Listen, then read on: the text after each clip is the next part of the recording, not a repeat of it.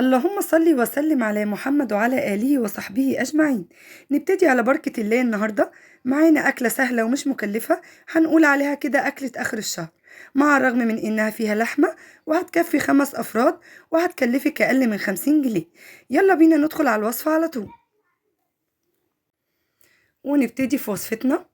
ومعانا 2 بطاطس مبشورة ومعصورة ومطلعة منها المية اللي فيها كويس قوي، ومعايا بصلتين متوسطين الحجم، ومعايا كزبرة خضراء، هاخد بس الورق بتاعها، ومعايا ربع مفروم، ومعايا ملح وفلفل أسمر و7 بهارات أو بهارات لحمة، لو مفيش دي حطي بهارات لحمة، ومعايا معلقتين كبار بقسماط مش فيجيتار. تمام. هناخد مع بعض البصل وهنقطعه ونحطه في الكبة ونفرمه كويس قوي، ونحط عليه البهارات بتاعتنا. هننزل بالملح والفلفل وال7 بهارات،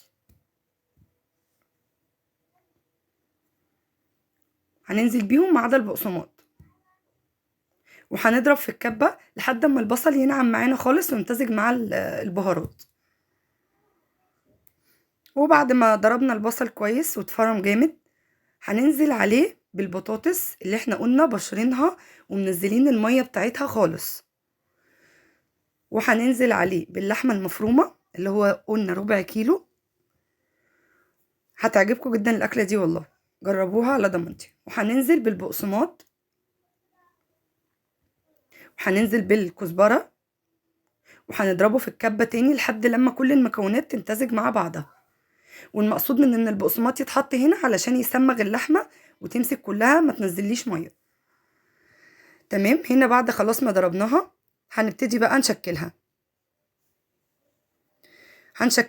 انا فضلت ان انا اعملها كور. هنشكلها كده،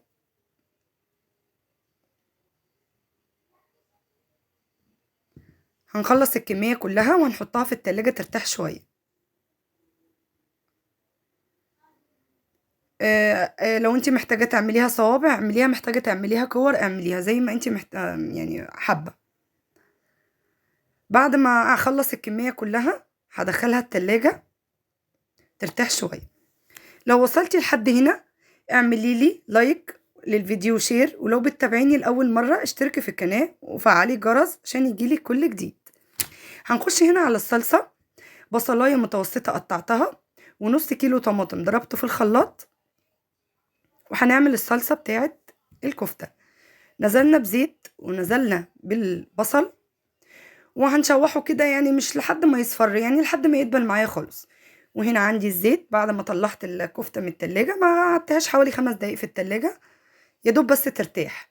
وهنزل بيها في الزيت تتحمر بس كده تحميرة خفيفة.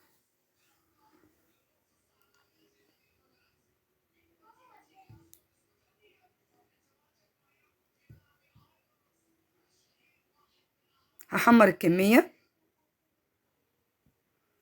وعندي هنا في الناحية التانية البصل على النار. بسم الله ما شاء الله، لو شفتوا هي رمت معايا كمية كبيرة جدا تكفي 5 أفراد. هنزل هنا هنزل هنا بالطماطم بعد ما البصل دبل، وهنزل معايا بمعلقتين صلصة على الطماطم وهسيبها تتسبك. وهنا عندي خلصت الكمية الأولى في التحمير، وهبتدي أكمل بقية الكمية تحمير. الصلصة عندي لسه على النار بتتسبك. هنزل عليها بقى بالبهارات. هحط عليها معلقة ملح، وهحط عليها معلقة فلفل أسمر، وهسيبها لحد ما تتسبك.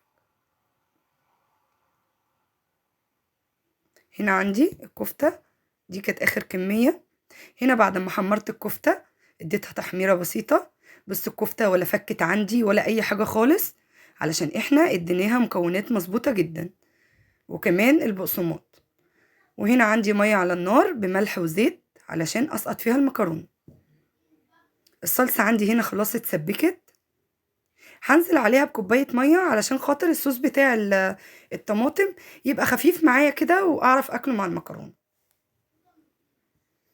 هديها هنا المية وهسيبها بس يا دوب تغلي غلوة، وهنزل عليها بكمية الكفتة اللي عندي.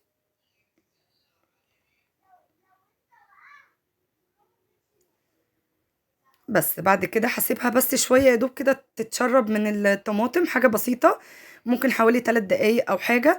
ونزلت هنا بالمكرونة، هسلق المكرونة عادي خالص. وحاولي هنا لما تيجي تعملي الخطوة دي تكون قرب لما هتكوني خلاص هتحضري الاكل، علشان الصلصة ما تشربش الكفتة وتتهري معاكي خالص. وهنا معايا المكرونة بعد ما سلقتها وصفيتها جاهزة للتقديم. وبكده الأكلة معانا بقت جاهزة وهتعجب أولادك جدا، ومناسبة كمان لزنقة آخر الشهر. لو عجبك الفيديو ما تنسيش تعملي لي لايك وشير، ولو بتتابعيني لأول مرة اشتركي في قناة مطبخ مروة وفعلي الجرس عشان يجيلك كل جديد أول بأول.